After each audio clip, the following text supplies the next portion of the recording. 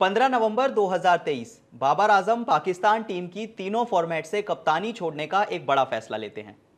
31 मार्च 2024 बाबर आजम को एक बार फिर पाकिस्तान टीम के दोनों फॉर्मेट्स यानी कि व्हाइट बॉल क्रिकेट का नया कप्तान बना दिया जाता है। अब सिर्फ एक हफ्ता हुआ है, लेकिन ऐसा लगता है कि पाकिस्तान क्रिकेट में पिछले एक हफ्ते से बवाल मचा हुआ है, क्योंकि सबसे पहले दो सीनियर प्लेयर्स यानी कि मोहम्मद आमिर और साथ में इमाद वसीम दोनों अपना रिटायरमेंट वापस ले लेते हैं और ये अनाउंसमेंट कर देते हैं कि वो टी20 वर्ल्ड कप 2024 के लिए खुद को अवेलेबल कर रहे हैं। इसके बाद कुछ खबरें सामने आती हैं कि अब पाकिस्तान टीम है और जो सिलेक्टर्स हैं वो शाहीन शाह अफरीदी में भरोसा खो चुकी है और टीम चाहती है कि टी20 वर्ल्ड कप 2024 और साथ में जो न्यूजीलैंड के अगेंस्ट एक होम सीरीज खेली जानी है उसके लिए एक बार फिर बाबर आजम को कप्तान बना दिया जाए। और ये खबरें सिर्फ आनी शुरू ही हुई थी कि अब पीसीबी की ओर से एक ऑफिशियल अनाउंसमेंट आ चुका है, जिसमें ये अनाउंस कर दिया गया है कि पाकिस्तान टीम की कप्तानी अब ओडीआईज में और टी20 में एक बार फिर से बाबर आजम करेंगे। अब ऐसा लगता है कि जो कहानी पीएसएल से शुरू हुई थी वो पीएसएल में आकर ही खत्म हो गई, क्योंकि आपको अगर इन सीरीज ऑफ इवेंट्स की शुरुआत में ले चलें तो ये शुरू हुआ था ओडीआई वर्ल्ड कप 2023 में, जब पाकिस्तान की टीम बाबर आजम की कप्तानी में टूर्नामेंट से बाहर हो गई थी, जिसके बाद चाहे सिलेक्टर्स हों, चाहे पाकिस्तानी मीडिया हो या फिर बड़े बड़े एक्सपर्ट्स हो, सबने ये करार दिया कि बाबर आजम की खराब कप्तानी और उनकी धीमी बल्लेबाजी की वजह से ही पाकिस्तान की टीम नॉकआउट तक नहीं पहुंच पाई, जिसके बाद उन पर प्रेशर डाला गया कि वो व्हाइट बॉल क्रिकेट से टीम की कप्तानी छोड़ दें और अगर वो ऐसा नहीं करेंगे तो उन्हें तीनों फॉर्मेट की कप्तानी से हटा दिया जाएगा। लेकिन इसके बाद बाबर आजम ने प्रेशर में आकर सिर्फ व्हाइट बॉल नहीं बल्कि तीनों फॉर्मेट से पाकिस्तान की कप्तानी छोड़ दी। लेकिन उसी समय अगर पीएसएल की बात करें तो पिछले 2 साल शाहीन शाह अफरीदी ने लाहौर कलंदर्स को टाइटल जिताया और सिर्फ एक बार नहीं, लगातार 2 साल, जिसके बाद पाकिस्तान टीम को लगा कि अब शाहीन शाह अफरीदी ही वो इंपॉर्टेंट प्लेयर बन चुके हैं जो कि पाकिस्तान को इस फॉर्मेट में लीड कर सकते हैं। और जिसके बाद एक बड़ा अनाउंसमेंट आया जिसमें शाहीन शाह अफरीदी को दी गई टी20 की कप्तानी, जबकि टेस्ट क्रिकेट के नए कप्तान बने शान मशहूद।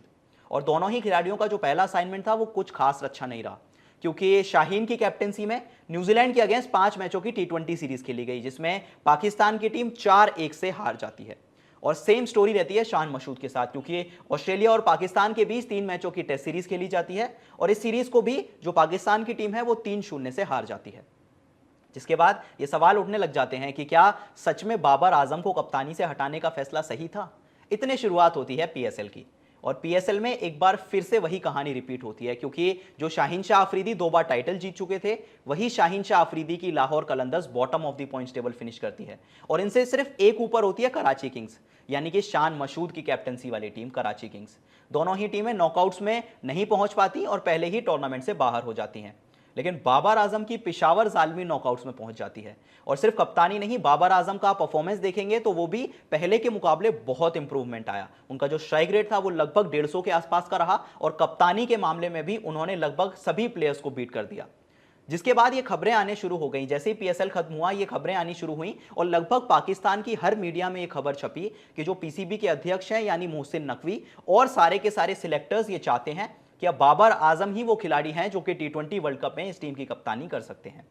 जिसके बाद शाहीन शाह अफरीदी के कुछ निजी सोर्सेज से पता चला कि शाहीन इस फैसले से खुश नहीं है, क्योंकि अगर उन्हें कप्तानी से हटाना भी है तो आप उनको एक बार रीजन कम्युनिकेट करें, क्यों उनसे कप्तानी छीनी जा रही है, वो वजह क्या है कि आपने मुश्किल से कुछ महीने के अंदर ही उनको कप्तानी से हटा दिया है।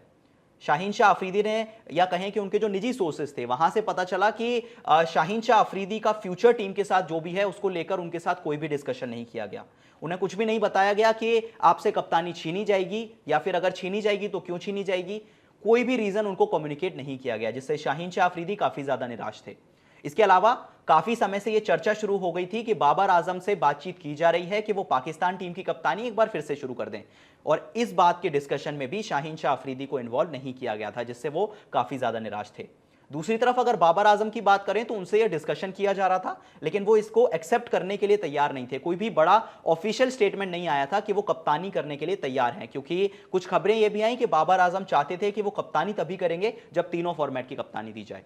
और इसी बीच आज 31 मार्च सुबह एक बड़ा अपडेट आता है पीसीबी की ओर से, जिसमें यह अनाउंसमेंट आ जाती है कि बाबर आजम अब ओडीआईज और टी20 के एक बार फिर से कप्तान बन चुके हैं। जिसका मतलब यह होता है कि जो अप्रैल में न्यूजीलैंड के अगेंस्ट होम सीरीज खेली जानी है और जून में टी20 वर्ल्ड कप 2024 खेला जाना है, दोनों में पाकिस्तान की कप्तानी करेंगे बाबर आजम। अब इसके अलावा एक केस तो यह भी याद आता है कि अब इमाद वसीम और मोहम्मद आमिर का क्या होगा, क्योंकि वो दोनों प्लेयर्स को शाहीन शाह अफरीदी ने कन्विंस किया था कि आप पाकिस्तान टीम में वापसी करें।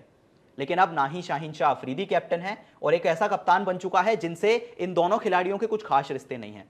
मोहम्मद आमिर हम सभी जानते हैं, बहुत हमेशा वोकल रहते हैं कि किस तरह वो विराट कोहली को हमेशा प्रेफर करते हैं बाबर आजम पर, और हमेशा ये खबरें आती हैं कि दोनों के बीच रिश्ते कुछ खास अच्छे नहीं हैं। और एक सिमिलर कहानी है इमाद वसीम के साथ, क्योंकि जब दोनों कराची किंग्स के लिए खेलते थे तो काफ़ी अनबन की खबरें आई और इस साल के पीएसएल में भी काफ़ी बवाल उठा जब फैंस ने इमाद वसीम को क्राउड में बैठकर बाबर के नाम से चिढ़ाया था। तो ये बात तो पक्की है कि दोनों खिलाड़ियों की बाबर आजम से कोई खास अच्छी बॉन्डिंग नहीं है। तो अब सवाल यह है कि क्या मोहम्मद आमिर और इमाद वसीम बाबर की कैप्टनसी में खेलेंगे?